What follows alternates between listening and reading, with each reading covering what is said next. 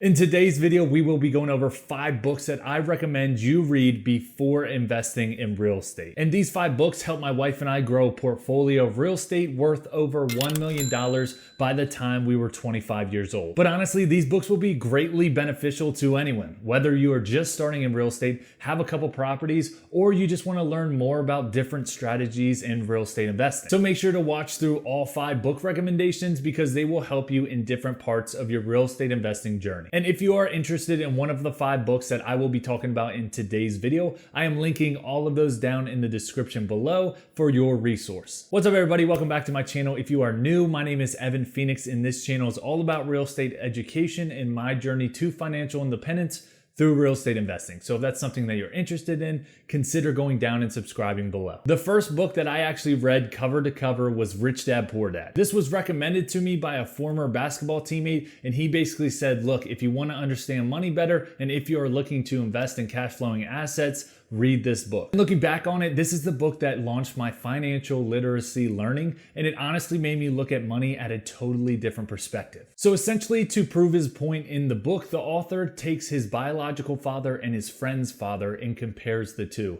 Basically his rich dad and poor dad. One of the fathers has a steady income, is employed at a W-2 job, has constant money coming in, but doesn't seem to be getting ahead in life, otherwise known as the rat race. While the other father is investing in cash flowing assets, has as much time in the world as he wants, and gets to do the things that he actually enjoys in life. This is honestly a really good read for anyone that grew up in a household that didn't really talk about the power of money, how money worked, or financial literacy, just like myself. I don't know about you, but growing up in my household, talking about money was very uncomfortable, and it was a conversation that we tend to never go to. But this book promotes the idea of investing in cash flowing assets, generating passive income, and obtaining financial literacy so you can obtain financial freedom. And like I said before, this is literally the first book I read cover to cover, and I was intrigued the whole time. Now, the biggest takeaway that I got from this book is getting out of the rat race and obtaining financial freedom. Growing up in schools, it was often encouraged to go to college, get in a bunch of debt, then go work a W-2 for the rest of your life until you can retire around 65 years old,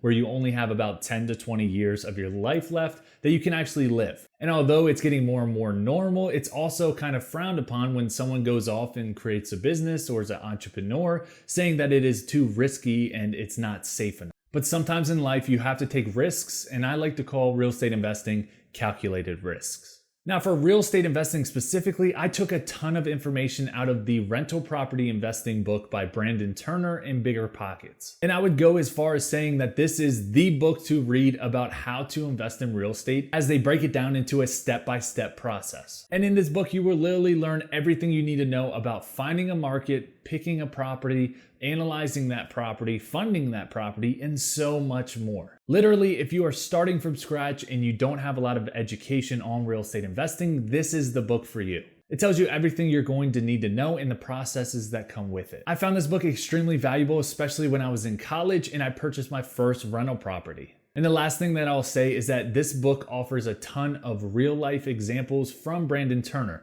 If you're not aware, Brandon Turner is an extremely large real estate investor, highly famous, highly profitable business, and he knows exactly what he's talking about. He's been in our shoes where we're just starting off, having to grind, having to do a lot of the work ourselves, and now he runs a multi-million dollar portfolio, and he is just super successful. So he gives a lot of detail and input from where he was starting to now. Now onto a really fun book of real estate investing, which is Investing in Real Estate with Low and No Money Down by Brandon Turner again and Bigger Pockets. Look, I don't know your financial situation, but when I was first investing in real estate and I wanted to purchase a property, I was a junior in college and I was playing on the basketball team. I had no money, I had no job, and I didn't know if I was able to actually invest in real estate. So if you are in a position where capital is low right now, don't worry, this book is for you. My junior year of college, I actually purchased this duplex, which cash flowed about $400 every single month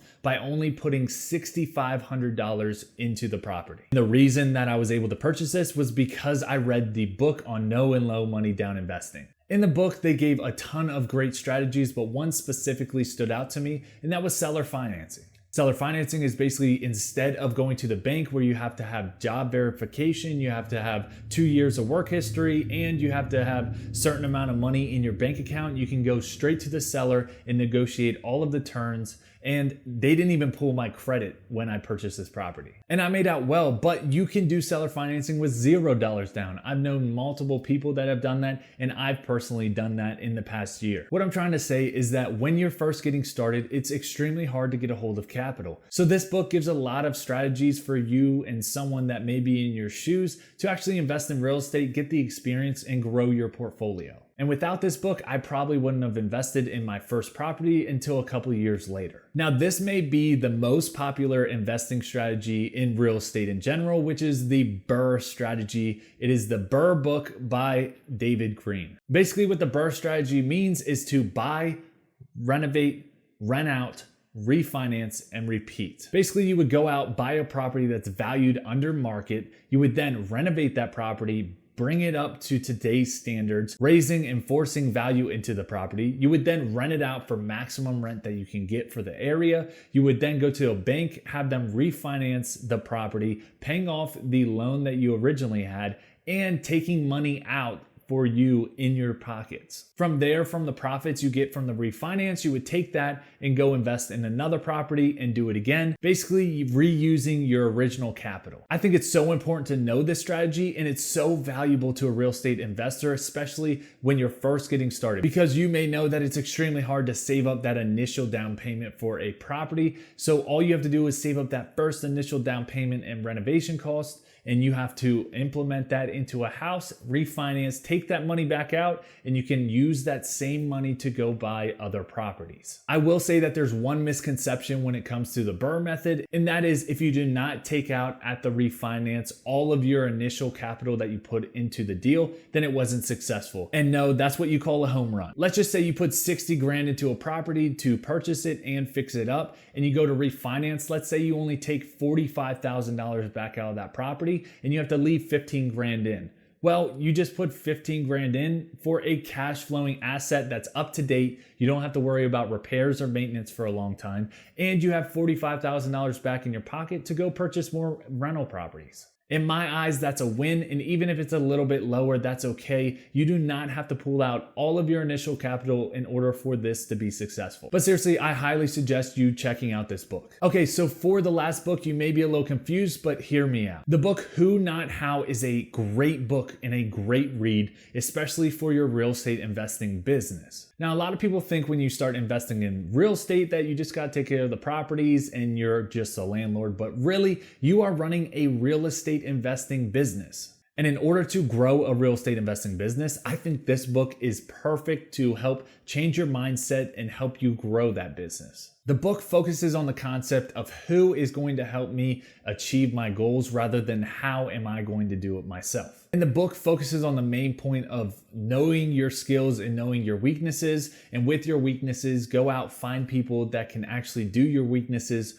way better than you can. And by leveraging other people, your business will grow and be more profitable. And the book also provides practical strategies to implement for your mindset shift into growing a real estate business, such as how to identify unique abilities and delegate those tasks to people better suited for them. Ultimately, this book is great when thinking big picture of your goals and how to reach them. And while you're growing your real estate and business, it's always who you know, not what you know. Once again, if you are interested in any of these 5 books, the links to them will be down in the description so you can go check them out. If you found this video valuable, please give it a thumbs up and I'll see you guys in the next one. Happy investing.